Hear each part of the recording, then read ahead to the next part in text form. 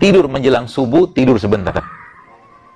Itu tidur baik, itu tidur yang bagus itu. Rasulullah biasanya antara subuh sama azan subuh sama iqamah subuh itu beliau tidur. Tapi tidur Rasulullah itu kan tidak seperti tidur kita. Ya, beberapa riwayat menyebutkan beliau tidur sebentar. Jadi tidurnya itu sebelum subuh. Ya. Ba'da subuh jangan tidur. Karena tidur ba'da subuh adalah waktu di mana jantung kita lagi, jadi kondisi udara saat kita berusaha saat itu ya. Jadi waktu subuh sampai syuruk atau duha itu ya 2 jam atau satu jam lah, mengatakan setengah jam 1 jam kurang lebih seperti itu setelah subuh. Itu jangan tidur waktu itu. Ya, kalau Anda pengen tidur tetap udah ngantuk banget, usahakan jangan berbaring, biarkan tidur dalam kondisi berzikir. Duduk. Sebab apa? Banyak terjadi serangan-serangan jantung ya, atau kelemahan-kelemahan jantung itu di pagi hari kayak begitu. Jadi pagi jangan tidur. Ya. Dan itu salah satu tidur yang bikin blow on.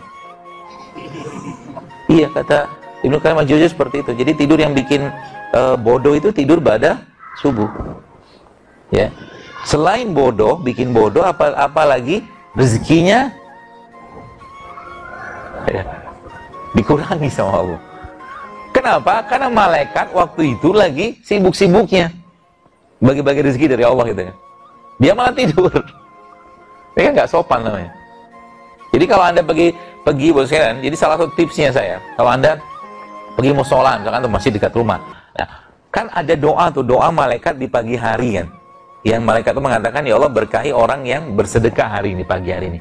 Maka subuh itu jangan pernah kehilangan momen untuk bersedekah.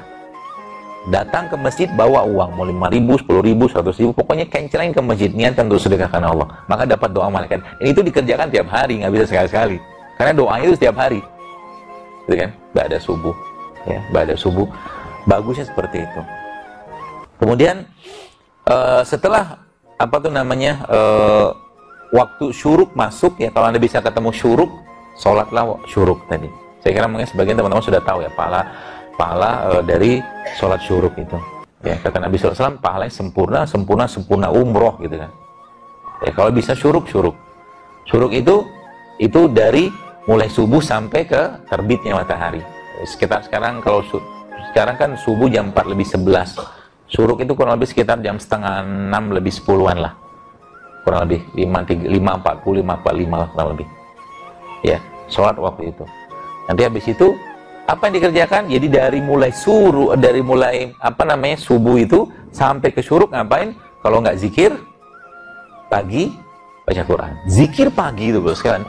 Zikir yang luar biasa, yang disebutkan bahwa para ulama, saya baca di beberapa kisah-kisah itu, subhanallah, itu yang menyebabkan umat Islam waktu dipimpin oleh Sa'ad bin Abi Waqqas itu bisa memenangkan istana Makkah itu salah satunya karena zikir pagi mereka yang luar biasa. Zikir pagi. Maka jangan pernah kehilangan momen zikir pagi itu.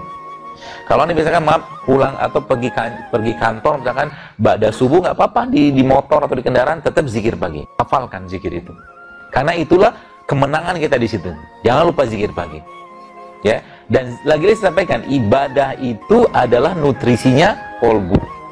Zikirnya kita sebenarnya makanan buat kolbu kita. Maka jangan lupakan zikir.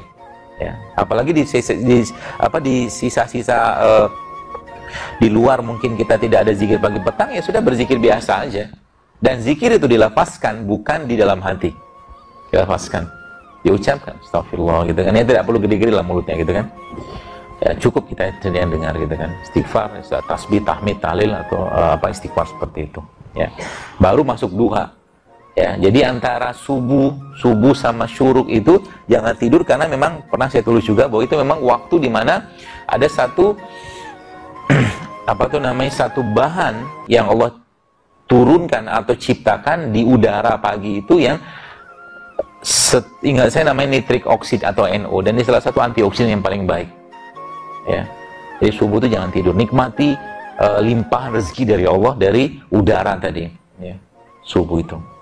Kemudian baru masuk ke duha. Ya, duha saya kira mungkin semua sudah paham ya. Duha yang paling baik kapan? Dekat-dekat sama zuhur.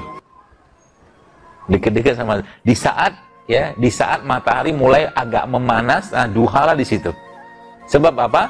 Karena secara aktivitas kita lagi sibuk-sibuknya kita ketemu Allah. Ya, jadi duha itu paling baik kapan? Waktu lagi matahari panas-panasnya. Ya, bahkan setengah jam sebelum itu masih boleh. Sebelum zuhur, misalkan jam 12, kita setengah 12 duha masih boleh. Ya. Dan kalau sudah ibadah, gaspol. Gaspol maksudnya apa? Kalau Anda misalkan para yang baru dilantik menteri kemarin kan,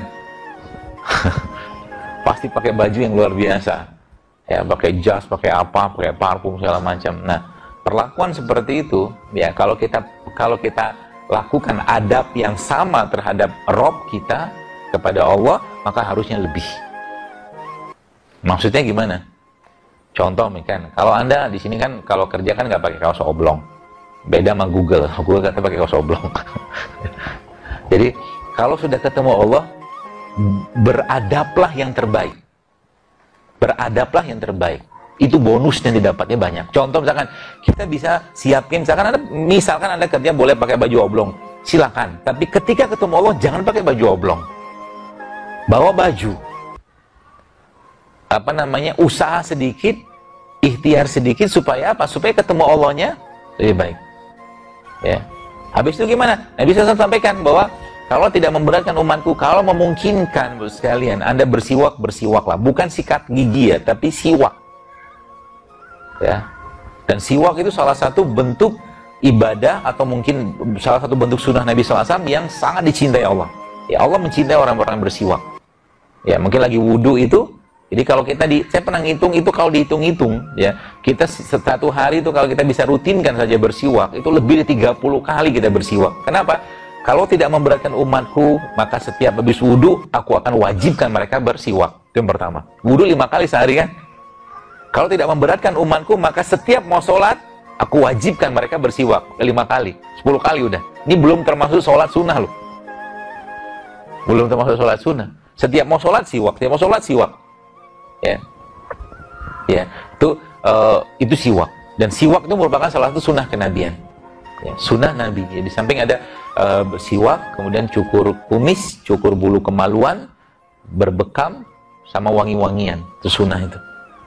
Ya, jadi kalau Bapak Ibu, teman-teman sekalian di tas Anda, ya terutama yang ikhwan ya, kalau bisa tuh minimal ada 2 produk tadi tuh. Kalau nggak siwak, parfum.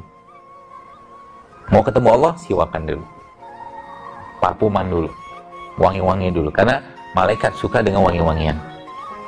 Ya, seperti itu.